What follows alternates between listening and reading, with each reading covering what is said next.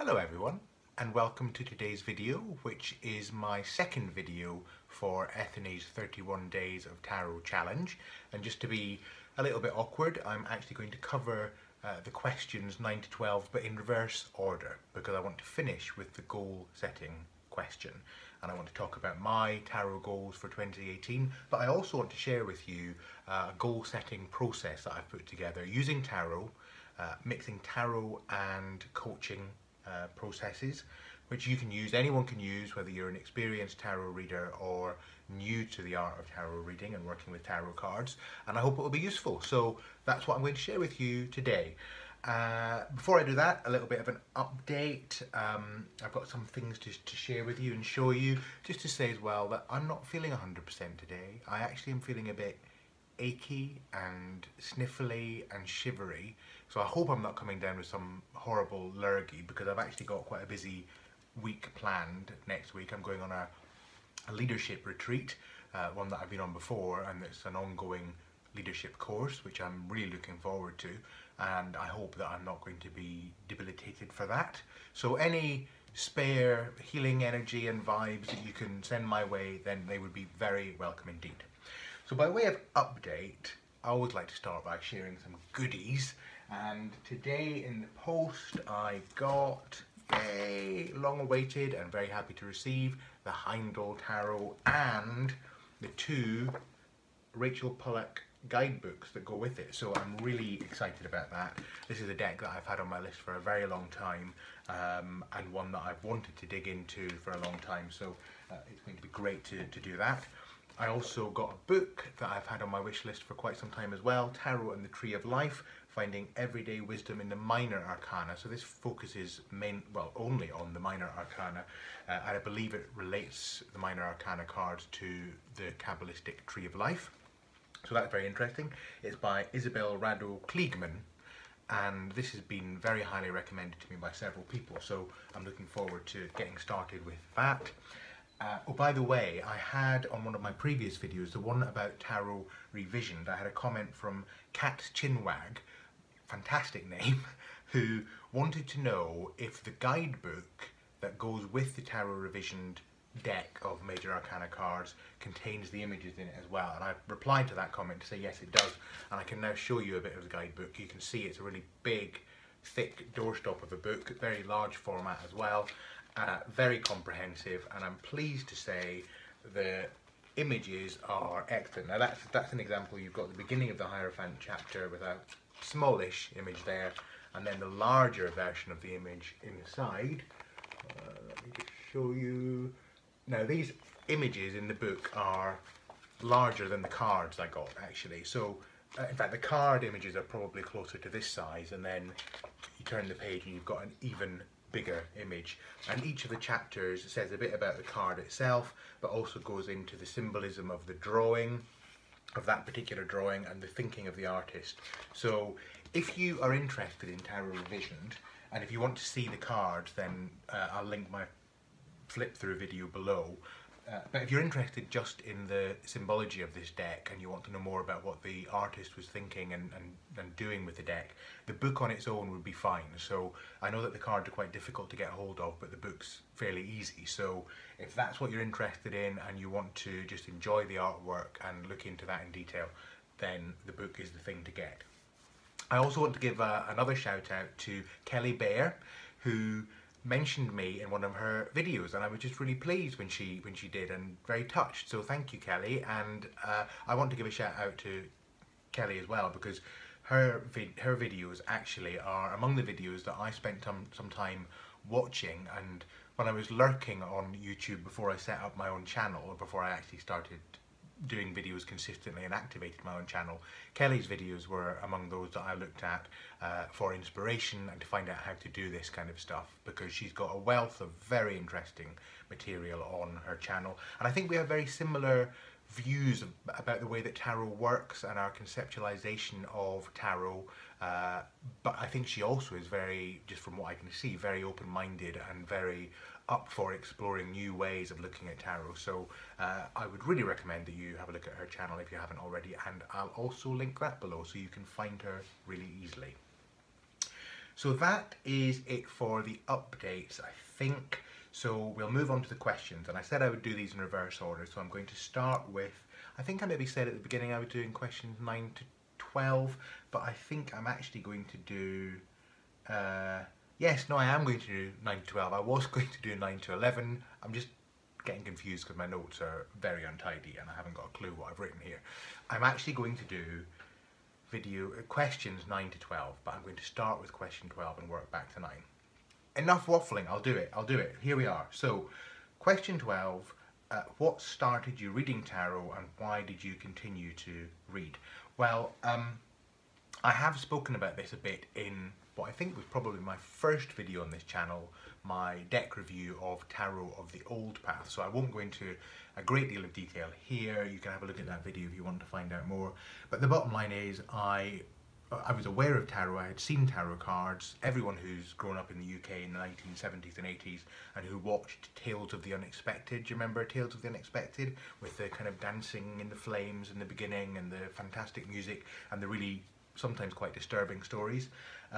Well, anyone who's seen that will have seen in the opening titles you can see some tarot cards. I'll see if there's a clip of this on YouTube and I'll link that below as well, just because it's worth watching because it's just so fantastic. And the tarot cards appear, I think it was the 1JJ Swiss edition that appears there. So I'd seen tarot cards, I was aware of tarot cards. I'd also seen them, of course, in the Bond movie Live and Let Die when Jane Seymour was playing the tarot card reader. But I had never actually come across a deck of cards myself until I went to university and made friends with somebody in my hall of residence who read tarot cards and had, again, I think the 1JJ Swiss deck. She did me a tarot reading. I was very impressed. I don't remember a great deal about that particular reading. I just remember really noticing how rich the cards were in terms of both their symbolism, although it was a pip deck, so it wasn't all about symbolism, but also just their aptness and how well they interfaced with the question that I was bringing to them. And I could see even then, although I didn't fully understand how, well, I didn't fully understand how they worked, and nor had I formulated my own idea of how they might work, but I could see even then that there was a richness in those cards and in the way that they operated, and so I just wanted to explore further. And the reason I kept reading, I got a deck of my own cards that was Tarot of the Old Path, and I did some readings for myself and for friends, and those proved to be very useful. And again, quite early on, I could see that psychologically reading the tarot cards was useful, and that part of what we'll be talking about today actually in terms of goal setting. So I could see that using tarot cards in a practical way could be very helpful. But I also was struck by the fact that sometimes some rather spooky is too strong a word, but surprising and unexpected messages, if you like, would come from the cards that then either proved to be true, either in terms of what was going to happen next, if I was doing a reading, for example, of the year ahead, or even just a past, present, future reading. Sometimes they'd be frighteningly accurate in some ways, but just, you know, apart from that, they just were useful, and I found them a useful tool, and have used tarot cards on and off throughout my life since then, and that was a long time ago. I'm 44 now, and I first came across tarot cards when I was about 18 in that first reading, and I've used them on and off since then in a number of different ways. I use them now for my own coaching work, self-coaching work, and occasionally with clients as well. And I'll talk a bit more about that in a second when I go into the goal setting process that I've put together. But that is how I got into tarot and why I keep reading it, because it's useful, it's helpful. Okay, oracle decks that you want to work with more in 2018. Well, I've said it before, I'm not really terribly into oracle decks. I don't have very many. I don't feel as excited about oracle decks as I do about tarot decks. I'm going to try and stop leaning on the desk because I think I'm moving the camera. So let's put it this way. If you know of any oracle decks that you think that I might be interested in, because you've seen my videos, you know a bit about my tastes in tarot, by all means recommend some. comment below, recommend some. I promise I'll look into them, and maybe I will come up with some Oracle decks that I want to work with in 2018. But at the moment, I can't say that I'm I've got a particular list in my head of Oracle decks. Tarot decks that you want to work with more in 2018, well, that is a different story. So again, I've mentioned in previous videos that I recently got a deck that was on my list for a long time, and that is the Sacred Rose Tarot, which, as you can see, I've now taken out of the packaging. I'm not going to do a full flip through because there's a couple of those online on YouTube which you can look at, and it's worth looking at because these are gorgeous cards. I'll just show you some of my favourites. So we have the Wheel of Fortune.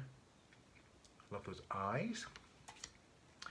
Another eyes card, the Eyes of the Lion in Strength. Gorgeous colours. Again, very colourful. The Star. And unusual to see a star that isn't all white light. It's nice to see a coloured star. And the Moon. And I just love this one because it looks like she is wearing the most fantastic hat ever. I want a hat like this. And if I got a hat like this, I would wear it every day. So that's the Sacred Rose Tarot, and I'm probably going to take this away with me next week actually and study it on my course. Not on my course, but when I've got free time in between doing the actual course. Another deck I want to spend more time with is the one that I got recently, Tarot of the She. And again, I'll just show you some of my favourites. I think I'm going to edge this deck, possibly in black, or maybe in silver. Haven't decided. High Priestess. You would not want to mess with her. The Dreamer, which is the Ace of Swords, effectively. The Dreamer of Air.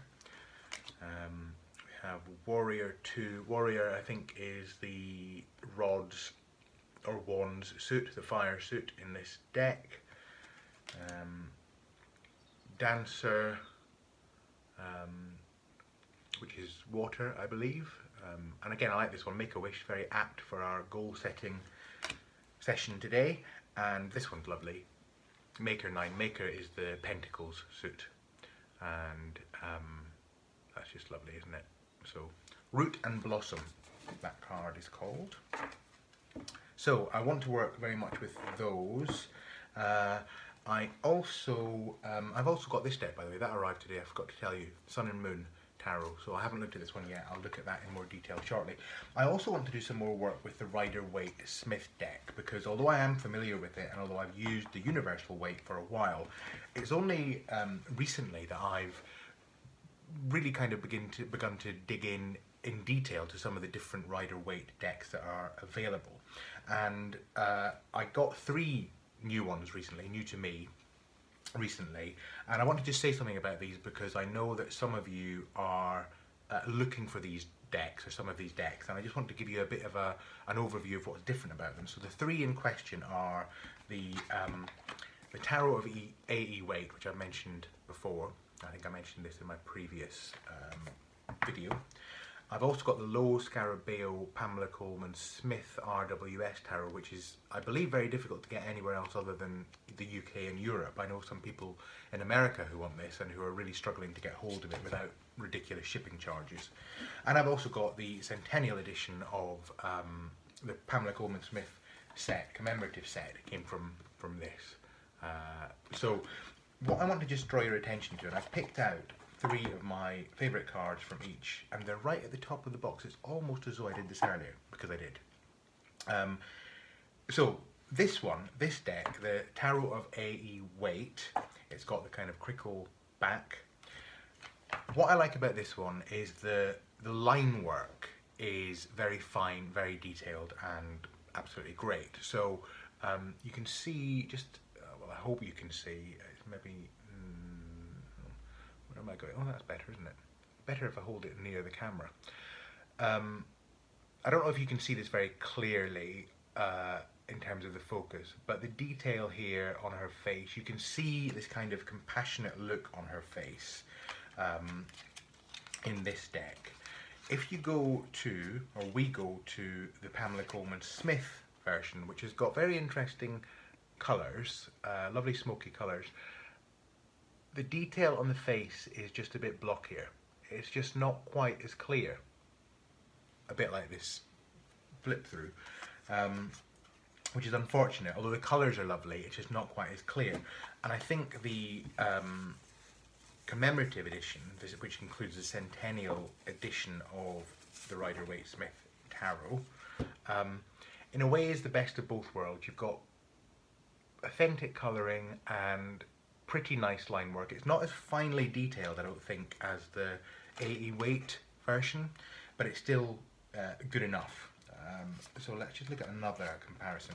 So another card, those of you who have been on this channel for a while know that another card that's very dear to me is the Empress. Well, this is the Empress on the AE Waite, and let me just turn it around so that you can see. I don't know how clearly you can see that, but let me just, is that better? It might not appear on this video very clearly, but as I look at this card, she looks a bit bilious. There's a slightly green tint to her face, which I am not fond of, I have to say. Whereas if you look at the Pamela Colman Smith edition, much nicer. Lovely cloudy sky, much more authentic, realistic colouring of the face, so much nicer. And the Centennial Edition of the cards, probably actually not as nice as the Pamela Colman Smith version, but better than the green-faced AE Waite version. So that, I think, is worth knowing about. And finally, if we look at the Fool on the Centennial Edition, good old traditional Fool, perfect. And if we look at him or her on the AE Waite version, the Crickleback version, slightly brighter colours, also very nice, not dramatically different actually. And then we look at it on the Lo Scarabeo RWS Pamela Colman Smith version, and the poor Fool's head seems to have been squashed and elongated at the neck, and it just looks a bit odd. So there are pros and cons of each of these decks, if I'm honest. If you are desperate to get hold of the Pamela Colman Smith Rider Waite Smith version, I would say it's certainly worth having. It's certainly worth getting it. It's a nice deck, gorgeous colours, well worth adding to your collection, but it's not perfect. If you are interested in getting the AE Waite version, again, it's nice to have. It's got very fine detailed line work on it, so it's good to have, but some of the colouring is not quite as good as I would have expected. I think really you can't go far wrong with the Centennial Edition of the deck. It's the nicest one that I've seen so far, and so I'm going to say that that's the one to go for. If you haven't got one yet and you want one, that's the one to go for to start with. So how do we get to that? That's because I'm talking about working more with the Rider Waite Smith Tarot. So that is that. Tarot decks that you want to work with more in 2018. I've done that. So tarot goals for 2018. So first of all, a bit about my tarot goals for 2018.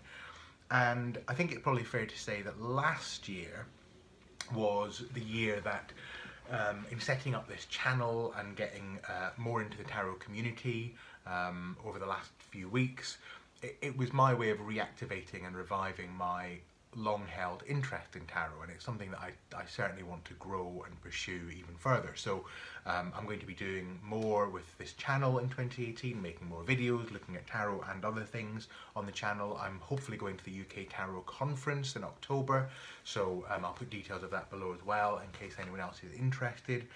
And I also want to integrate the tarot more into my working life, both as a coach, so I coach people and occasionally use tarot, and I'm in the process of making that a bit more of a feature of my coaching work than it has been up until now.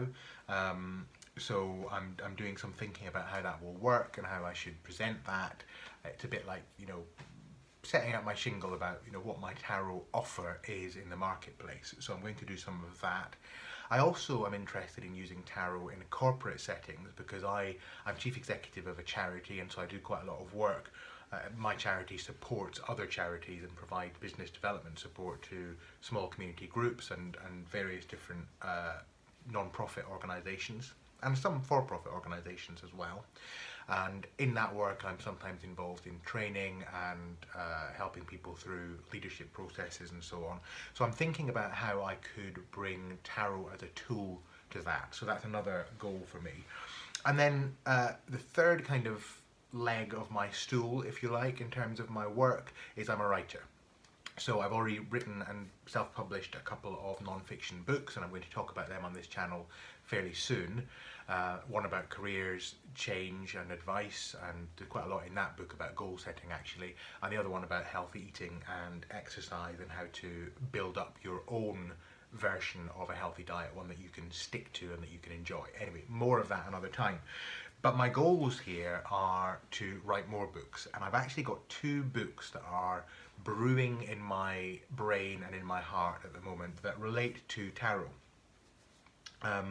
One of them I think is going to be a non-fiction book which is about self-coaching with tarot and using the cards in much the way I'm about to describe to move yourself forward in a coaching sense. So that's one goal, to write that book.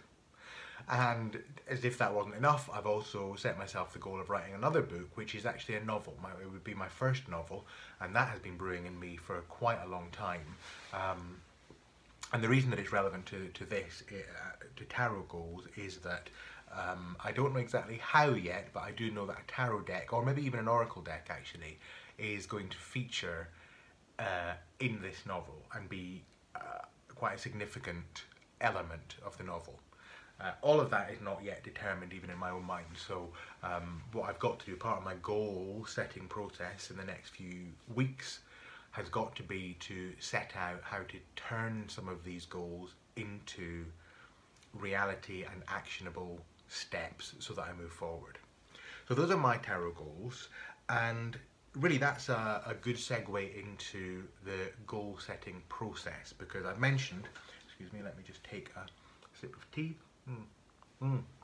Yogi tea again, so let's see what the advice for us today is.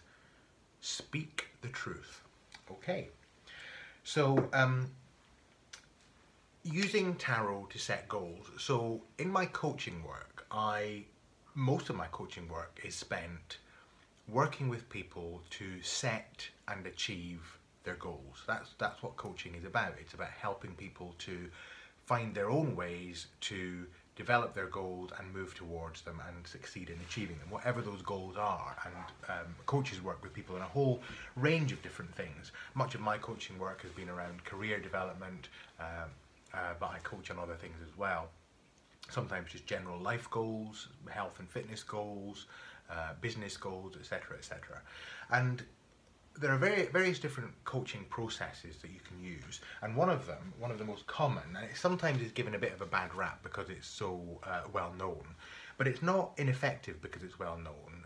Just like any other tool, if you go into this superficially, you'll get some superficial results, but if you go into it in some depth, you'll get some good, solid results. And it's the GROW model.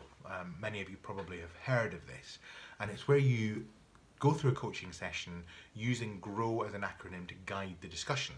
And it means starting with the goal, either more clearly defining a goal that is already in place, or going through a questioning process with clients to help them determine what their goal is, because not everyone comes to a coaching session knowing what their goal is. Sometimes they have a vague idea and it needs to be crystallized. So that's the first step. The next step, the R, is about reality, and that's about going into and questioning and deeply considering the reality of the situation you're in now, and all of the relevant circumstances, and perhaps the constrictions and obstacles that you're operating in, all the what ifs, all the considerations and the responsibilities, and maybe also some of the resources that you have at your disposal that can move you forward. But it's about deeply going into what's the reality of where you are now, because if you don't understand where you are now, it's going to be very difficult to figure out what to do now in order to get to your goal. So the next bit, the O, is about options, and that's about generating options. And I've said before that tarot is a brilliant way of generating options, and I'll talk about that in a second. But in this part of the coaching process, we look at options, and we go deeply into looking at what options have we already thought of to move us towards this goal, and what options have we not thought of? And there are some very powerful coaching questions that can be used to stimulate a person's thinking so that they generate options that they would never have come up with if they were just sitting trying to think of them on their own.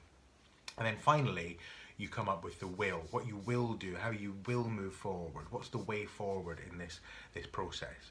So that's the GROW model, and it's very useful just on its own. You know, if you sit with a coaching client and you take them through this model, or if you sit on your own and go through this model, it can be really useful. But I think it can also be very useful if you augment it with tarot. And so what I am suggesting is that for each of these elements of the GROW model, we pick cards, and you can pick one card. You could just do a one card reading for each of these elements. So, you know, one card where you might ask the question, what do I need to know about my goal? Or what guidance, what information would guide me towards defining my goal more clearly? And you pick a card. And then reality, what do I need to know about my current reality? You pick a card. Options and will, you do the same. So you can pick one card for each of these elements of the GROW model. You could pick 3 cards, so you could do it goal, mind, body, spirit goal. You could do it if you are considering your goals in relation to, for example, your partner or a business partner. You might pick a card for yourself, a card for them, and then a third card to look at the dynamic of your relationship. So you could do that. I actually think that one of the most effective things to do is a 2-card reading for each of these elements of the GROW model. And that's because when you have 2 cards, you set up, or you are able to perceive, a kind of polarity and a balance. And the information that you can get from this comes from the dynamic interaction of these 2 cards. So if you pick 2 cards and then start interpreting them in terms of, oh, how do they fit together, how do they complement each other, how do they contrast with each other, it gives you the opportunity to generate more thinking around each of these areas. And you can figure out for yourself, you know, what kind of question you might want to ask. If you don't know what your goal is, then you're picking cards in order to help you discover it. If you do know what your goal is, then you're picking these cards in order to help you explore it a bit further, define it a bit more clearly. Or you might say, what else do I need to know about my goal? And pick these 2 cards and see what that stimulates. So if you did this alone, you would get a lot of information, additional information from the GROW model. So I highly recommend that as a process. But I'm going to recommend something else. And the thing about goals, of course, is I think we all want, when we come to set goals, we want to be in control of the situation, or at least as in control as we can be. Obviously, we can't be absolutely in control of everything. You know, all this stuff about we create our own reality. I'll probably talk about this in a future video, because I think that is a very overused and very misunderstood phrase. I think there is a degree of truth in it, and we can explore that.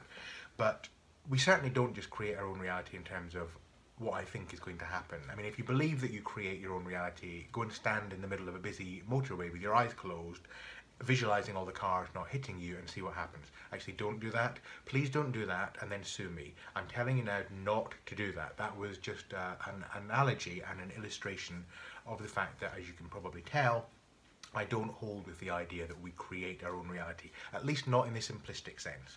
However, when it comes to goals, we do want to have an element of control and influence over our own goals.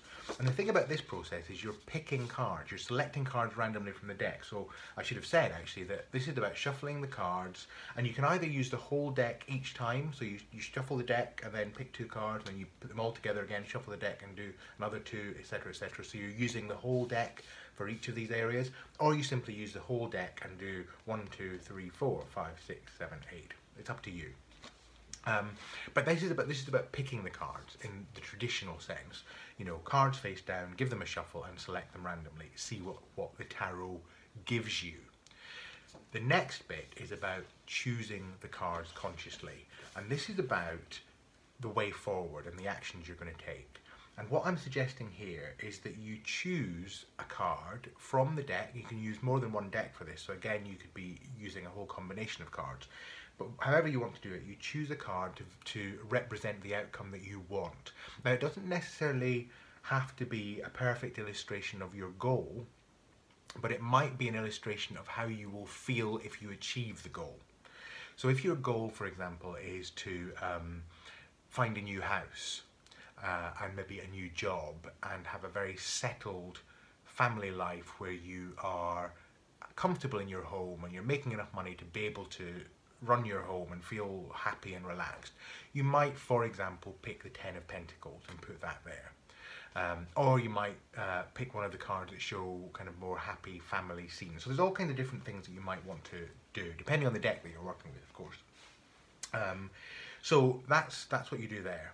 And the idea here is that this is a card that you can then use as a kind of a touchstone towards your goal. And I would suggest with this card, if you pick it and you feel happy with it, this is the card to put on your altar. If you've got an altar, you know, put it on your Facebook profile picture for a while, stick it on the mantelpiece, just, you know, put it on your computer screensaver, however you want to do it, but keep it in sight and in mind. This is the representation of what you want to achieve, or what you want to experience by achieving your goal. And you choose this card, so you don't pick it randomly. You go through the deck until you find a card that represents the best outcome for you. So that's that. And then these cards, and it can be 3, it can be 2, it can be 1, it can be more cards. These are the cards to represent the action steps that you're going to take in order to get to your goal. Now, I just want to say a little bit about this, because what you might find when you go through a deck of cards, or when you're trying to think of what actions to take in order to move forward towards your goal, that sometimes can be quite hard to do. It's not always obvious what the best next action would be. So what I would suggest here is that, you know, I haven't illustrated this, but, well, actually I probably can illustrate it. I hope you can see this. I don't know if this is the best pen. Let's just say, we'll have a go. So let's say here is your goal. Okay, great sound effect there. That's your goal. And you've got to do various actions in order to get to your goal, but you don't know what they are. So, in fact, hold it there. I am going to get another pen. And as if by magic, here I am, having used another pen, a better pen, to illustrate what I mean. So you've got your goal and you've got these actions that you know you're going to need to take, but you don't quite know what the actions are or even how to find them. So here's how you do it, through what I call a backward planning process. This is often used in business, for business plans and so on. So you start with your goal, you know what your goal is, and you ask yourself the question, in order to achieve this goal, what would I need to have done immediately before it? So for example, if my goal is to be a famous brain surgeon, be reassured that that's not my goal, but if that was my goal, I would ask myself the question, what do I need to do just before I am a famous brain surgeon in order to be a famous brain surgeon? So what I might say, there might be more than one thing. So one might be get some publicity, you know, so that I can be famous. The other would be carry out some successful operations. And the other one might be get some media training so that I can feel comfortable being a successful, famous brain surgeon. So then what you do with each of those is you would take them and ask the same question. So if, I think this one was, I'm not going to write them all down here because we don't really have time or space, but if this one was carry out some successful brain surgery operations, what would I need to do before that? Well, it might be that I need to be appointed at a good brain surgery hospital. And there might be others as well. But in order to be appointed at a good brain surgery hospital, what would I need to do before that? It might be that I say, well, I need to become qualified in being a brain surgeon. And then in order to be qualified in being a brain surgeon, what would I need to do just before that? I would need to study. So I need to study brain surgery. I need to study it in order to qualify as a brain surgeon. And there might be other things as well that I need to do. In order to study for to become a brain surgeon, what would I need to do just before that? I would need to enroll in a brain surgery training program or university or something. What would I need to do just before that? I would need to apply. What would I need to do before I applied? I'd need to know where to apply. So here is my first goal. My first goal might be find out where to apply. And you keep doing this until you get to an action that you can take more or less immediately. So today or tomorrow. Can I take that? Can I become a brain surgeon tomorrow? No, I can't. I can't go from where I am now to here.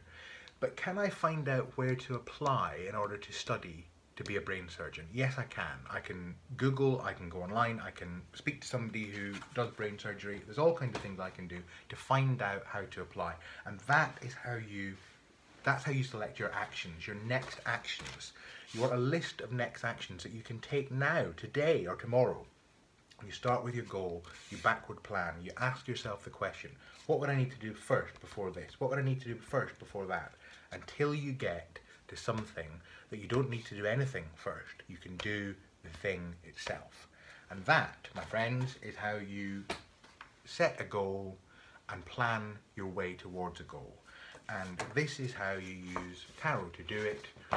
Using the GROW model, you pick cards for each of goals, reality, options and the will or way forward, and you use these cards to illuminate each of these areas and to generate as many different ideas for each of these areas and clarity as possible. And once you've done that, you